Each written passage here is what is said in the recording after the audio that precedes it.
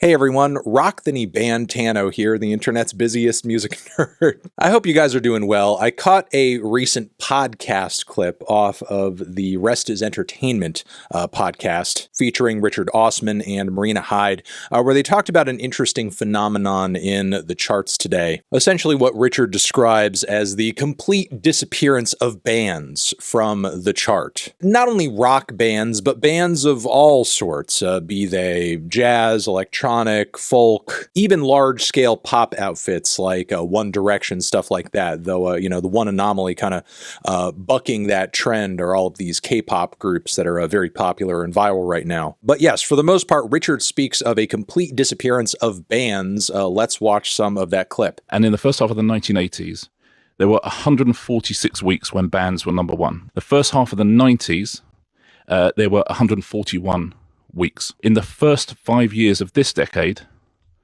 3 weeks. No. We have had 3 number one weeks, one of which was the Beatles, when they had the lovely comeback single, and one of which was Little Mix. And that's the only kind of official band who've had a single week at number one in this entire decade. Oh my God. So, I mean, the trends and the numbers are most certainly there. There's no denying that. There does seem to be a severe lack of bands in the charts these days. But I don't know if I would necessarily attribute it to some kind of like hyper individualization or anything, or really to anything that you could categorize as like societal degradation or maybe even something nefarious per se. I think a lot of these significant changes just come down to the creative and musical economic paradigm shifting over the past couple of decades. I think we also have to stop and ask ourselves whether or not some of these individualization trends that we're seeing right now, were they not also prevalent to some degree in the 70s? In the 80s, in the 90s. I mean, most certainly they were, as solo artists are nothing new. There were plenty of them during those decades, and they were themselves marketable for very much the same reasons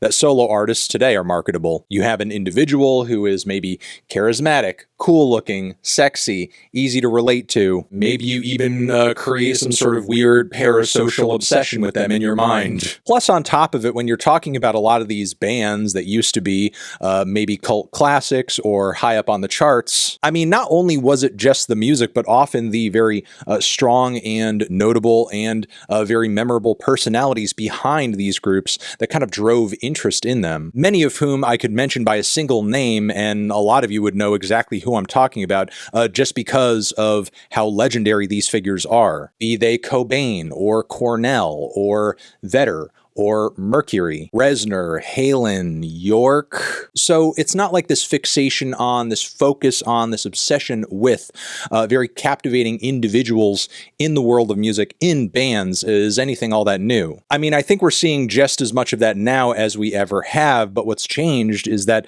the creative process through which many people make music is just vastly different now than it was decades ago. And why would you be in a group of people who all collectively need to make music or make a track or make whatever when you don't really need to be? Because economically and creatively speaking too, that's just sort of inefficient. I mean, thanks to tutorials, thanks to various types of production technology, often 1 or 2 people can do the job of 4, 5, 6, or 7 individuals in the studio years ago. So of course, with that being considered, you're going to see a lot of collaborative dynamics kind of breaking down a bit over time, because these days it's just easier to do more with fewer people. I mean, not only that, but as I was kind of inferring earlier, it's a matter of economics too, especially in a music industry where primarily artists are making money off of their music through streaming, which notoriously does not pay very well at all, with many even mid-tier artists, if they're lucky, making like $10,000 a year in royalties off their streams. That $10,000 tends to not go quite as far when you have to split it between 5 people. So in that sense, by forcing yourself into a band as opposed to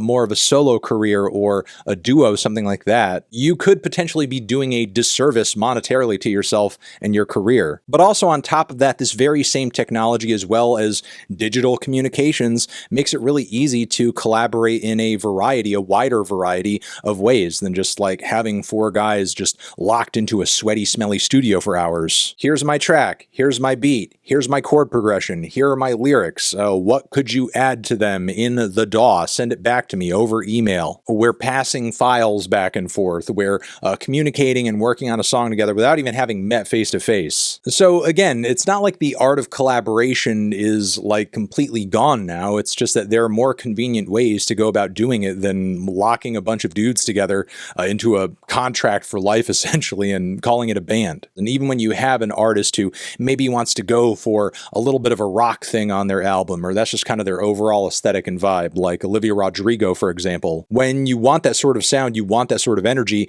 you often find a producer who could just sort of like conjure it all together themselves. Again, with far easier and more widespread access to various types of production technology, the sound of entire rock bands can be conjured by one person. And lastly, I feel like a bigger and more important question in all of this is the music that we're hearing still good, regardless of whether or not it's coming from a band or a single person? Even though rarely again is that single person working entirely alone, because behind them there is often a team of writers and producers and various collaborators. I was very much alive and conscious during many of these huge musical eras for bands, and while some of my favorite groups did come out of those eras, some of the worst music I've ever heard in my life is coming from these bands that we miss so much too. Personally, I still find on a regular basis a lot of great music, but if you're looking for it to just basically slap you in the face on the charts, you may in fact be looking in the wrong places, especially given just how homogenized and major label focused a lot of streaming platform algorithms are these days, which in my opinion is a way bigger detriment to creativity and the current day music landscape than whether or not there are bands. But yeah, those are my thoughts. I'm going to leave that there. What are yours? I'm sure you'll leave them down in the comments. Over here next to my head is another video you can check out. Hit that upper link to subscribe to the channel. Anthony Fantano, bands forever.